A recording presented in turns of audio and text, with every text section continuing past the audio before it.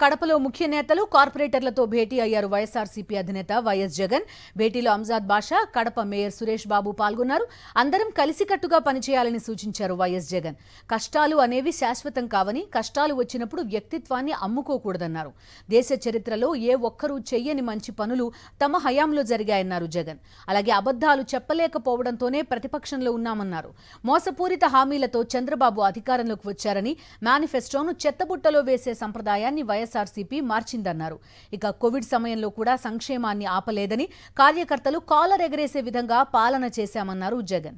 కేవలం మాట చెప్పినా మాట మీద నిలబడాలనే తపన తాపత్రయంతో ప్రజల కష్టాలు నా కష్టాల కన్నా ప్రభుత్వం కష్టాల కన్నా ఎక్కువ అని చెప్పి భావించి ప్రజలకు మంచి చేసిన ఆ చరిత్ర ఎక్కడికి ఈ రోజు కూడా ప్రతి ఇంట్లో కూడా ఎవరింట్లో మనం పోయినా కూడా మనం కాలరైజ్ చేసుకోగలుగుతాం. వైఎస్ఆర్సీపీ కార్యకర్తలు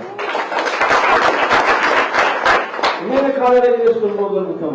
ఓడిపోయినా కూడా కాలరైజ్ చేసుకుని పోగలుగుతాం. వైఎస్ఆర్సీపీ కార్యకర్తలు ప్రతి ఇంట్లో మా ప్రభుత్వంలో మేము చెప్పింది ఇది, చెప్పిందంతా చేసినాము అని చెప్పి ప్రజలను మనం అడిగినప్పుడు సంతోషంగా ఉన్నామా మీరు చేసినారు అని చెప్పే మాట ప్రజల నుంచి మనకు వినిపించే పరిస్థితిలో మనం ఉన్నాం అని నేను అప్పటికే అడుగుతా ఉన్నాను. ఈరోజు తెలుగుదేశం పార్టీలోకి ఉన్న వాళ్ళు కానీ, తెలుగుదేశం కార్యకర్తలు కానీ, తెలుగుదేశం పార్టీలోకి పోయిన ఈ కార్పొరేటర్లు కానీ, మీరు ఎవరైనా ప్రజల దగ్గరికి వెళ్ళి అమ్మా ఎక్కువ చంద్రబాబు నాయుడు ఎన్నికలప్పుడు చెప్పిన సూపర్ 6 సూపర్ 7 అని చెప్పినాడు. ఈరోజు చెప్పిన వీళ్ళంతా కూడా ప్రజల దగ్గరికి వెళ్ళి మేము చేసినాము అని చెప్పి ప్రజల దగ్గరికి జరుగుతారా? వాళ్ళు ప్రజలు ఇళ్ళకి పోవాలంటే భయపడే పరిస్థితి. ఎందుకంటే ఇళ్ళకు పోయినారంటే ప్రతి ఇంట్లో కూడా చిన్నపిల్లలు నా 15,000 ఏమైనా అడుగుతారు, చిన్నపిల్లలు నా 18,000 ఏమైనా అడుగుతారు, అక్కలు పెద్ద నా 48,000 ఏమైనా అడుగుతారు, రైతులు నా 20,000 ఏమైనా అడుగుతారు, ఇంకా ఉద్యోగం కోసం ఎత్తుకునే పిల్లలు నా 36,000 ఏమైనా లేదు అని అడుగుతారు. కార్యకర్త కూడా తెలుగుదేశం కార్యకర్త కూడా ఏ ఒక్కరి ప్రజలు ఇవ్వలేకపోయే పరిస్థితి లేదు. నేను ఎందుకు ఈ మాటలు చెప్తా ఉన్నానంటే 6 గంటలు అయిపోయింది. కళ్ళు మూసుకుంటే కళ్ళు తెచ్చేసరికి 7 గంటలు అయిపోయింది. నేను జమిలీ అని అంటాను. జమిలీ అని చెప్పి అంటా ఉన్నారు. అదేదో తొందరగా జమిలీ జరిగిపోయి వెంటనే ఎలక్షన్ కూడా తొందరగా ప్రజలు కూడా ఎక్కువ కనిపిస్తాను. అందరూ కూడా ఉత్తరప్రదేశ్ ఎలక్షన్ ఫిబ్రవరి 2027లో వస్తాయి. ఉత్తరప్రదేశ్ ఎలక్షన్ ఫిబ్రవరి 2027లో పెట్టి మళ్ళీ 2029 మళ్ళీ ఫిబ్రవరిలో మన ఎలక్షన్ పెట్టేదానికి అవకాశం తక్కువ. ఎందుకంటే 2 ఏళ్లకే మళ్ళీ ఉత్తరప్రదేశ్ రద్దు చేసి మళ్ళీ ఉత్తరప్రదేశ్ లో మళ్ళీ ఎన్నికలు పెట్టాలి అని అంటే అది సాధ్యమయ్యే పని అవుతుందా అని నేను అనుకుంటున్నాను. కాబట్టి నాకు తెలిసి ఉత్తరప్రదేశ్ ఎన్నికలు ఒక 6 నెలలు జరపచ్చు. ఆంధ్ర రాష్ట్రంతో పాటు 2029 ఎన్నికలు ముందుకు సాగుతారు. అలాగే 2027 చివరిలో కానీ 2028లో కానీ ఖచ్చితంగా ఎన్నికల్లో వచ్చే అవకాశం పరిస్థితులు ఈ జమిలీ వల్ల కనిపిస్తాయి. మీ అందరితో కూడా ఒకటే చెప్తా ఉన్నా, మన 5 సంవత్సరాలు ఎవరికైనా గుర్తుందా? కన్ను మూసుకుని కన్ను తెచ్చేసరికి మన 5 సంవత్సరాలు అయిపోయింది. 2019లో నుంచి 2024 మన ప్రభుత్వం. ఆ మధ్యలో మీరంతా కార్పొరేటర్ అయినారు. ఎవరికైనా కానీ మన ప్రభుత్వం అయిపోయినట్టుగా చట్టాన్ని ఎవరికైనా గుర్తుందా? కళ్ళు మూసుకొని కళ్ళు చేసేసరికి 5 ఏళ్ళ అయిపోయింది. ఇప్పుడు కూడా అంతే 7 నెలలు అయిపోయింది. కళ్ళు మూసుకొని కళ్ళు చేసేసరికి 7 నెలలు అయిపోయింది. ఎన్ని రోజులు ఉంది ఇంకా?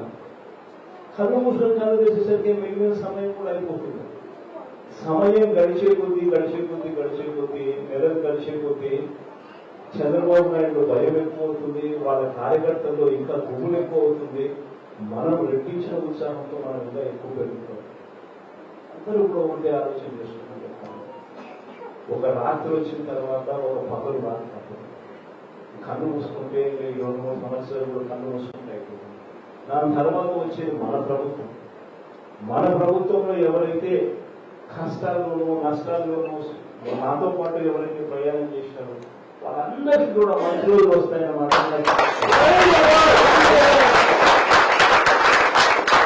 ఇది కారణం లేదు. కష్టాల్లో ఉన్నప్పుడు మనకు ఇబ్బందులు ఉంటాయి, ఆర్థికపరమైన ఇబ్బందులు ఉంటాయి. ఈజీగా మనం ప్రలోభాలకు అవతల మనం ప్రలోభాలను పెట్టే పరిస్థితులు ఉంటాయి. ఇవన్నీ కూడా నేను ఒకటే చెప్తాను, కొంచెం ఓపిక పట్టండి, కొంచెం ఓపిక పట్టండి. ఇప్పటికీ కూడా మీ అందరికీ కూడా ఎవరికి ఏ అవసరం వచ్చినా, ఎవరికి ఏ కష్టం వచ్చినా కూడా అవినాష్ మీ అందరికీ కూడా నా తమ్ముడే అన్ని రకాలుగా మీకు తోడుగా ఉంటాడు. ఒకటే ఒకటి చెప్తాను, ఏదైనా అవసరం ఉంది, ఇంకొకటి ఏదన్నా కూడా అవినాష్ కలవండి. నన్ను కలిసినట్టే ఖచ్చితంగా బిర్యానీ పెట్టకపోయినా పలావ్ పెట్టాలి. కడప ముఖ్య నేతలు కార్పొరేటర్లతో భేటీ అయ్యారు వైఎస్ఆర్సీపీ అధినేత వైఎస్ జగన్. భేటీలో అంజాద్ బాషా, కడప మేయర్ సురేష్ బాబు పాల్గొన్నారు. అందరం కలిసికట్టుగా పనిచేయాలని సూచించారు వైఎస్ జగన్. కష్టాలనేవి శాశ్వతం కావని, కష్టాలు వచ్చినప్పుడు వ్యక్తిత్వాన్ని అమ్ముకోకూడదన్నారు. దేశ చరిత్రలో ఏ ఒక్కరూ చెయ్యని మంచి పనులు తమ హయాంలో జరిగాయన్నారు జగన్. అలాగే అబద్ధాలు చెప్పలేకపోవడంతోనే ప్రతిపక్షంలో ఉన్నామన్నారు. మోసపూరిత హామీలతో చంద్రబాబు అధికారంలోకి వచ్చారని, మేనిఫెస్టోను చెత్తబుట్టలో వేసే సంప్రదాయాన్ని వైఎస్ఆర్సీపీ మార్చిందన్నారు. ఇక కోవిడ్ సమయంలో కూడా సంక్షేమాన్ని ఆపలేదని, కార్యకర్తలు కాలర్ ఎగరేసే విధంగా పాలన చేశామన్నారు జగన్. కడప జిల్లా నుంచి మీ బిడ్డను ముఖ్యమంత్రి స్థానంలో కూర్చోబెట్టిన పరిస్థితులు ఏదైనా ఉన్నాయంటే మీ అందరి దీవెనలు. నేను రేపు పొద్దున ముఖ్యమంత్రి అయినాను అంటే మీ ఇంట్లో మీ బిడ్డ ముఖ్యమంత్రి అయినాను. ఇది ఖచ్చితంగా మిగతా రాష్ట్రంలో అందరికన్నా కూడా అత్యధికంగా కూడా ఎక్కువ సన్నిహిత సంబంధాలు ఎవరికైనా ఉన్నాయి అంటే నేను కడపలో ఉన్నాను కాబట్టి, నేను కడపలో పుట్టాను కాబట్టి, కడప బిడ్డను కాబట్టి, 15 ఏళ్ళగా నాతో పార్టీ పెట్టినప్పటి నుంచి మీరు అందరూ నాతో నడిచినారు కాబట్టి, అంతకు ముందు కూడా నేను ఎంపీగా నేను ఉన్నాను కాబట్టి, అంతకు ముందు కూడా నాయనతో పాటు నేను తిరిగినాను కాబట్టి, మీ అందరితో కూడా సత్సంబంధాలు ఇక్కడ ఈ జిల్లాలో ఉన్నంతగా బహుశా నాకు రాష్ట్రంలో కూడా ఎక్కడ బహుశా ఉండదు. అందరూ కూడా చాలా మందితో ఆ రకమైన అనుబంధాలు, ఆ రకమైన సంబంధాలు ఉన్నాయి. కాబట్టి ఈ టైంలోనే మీరందరూ కూడా కష్ట సమయంలోనే మీరందరూ కూడా నన్ను ఇంకా వెన్నుతట్టి రాష్ట్రంలోకి మీరు చూడు జగన్, జిల్లా మాకు వదిలిపెట్టేసి జిల్లా మేము చూసుకుంటాము అని మీరంతా నన్ను ప్రోత్సహించి పంపించాల్సిన సమయం కూడా వచ్చింది. ఎందుకంటే నేను కూడా ఇంత ఫాస్ట్ గా ప్రజల్ని పోవాల్సిన అవసరం ఉంటుందో అనుకున్నా.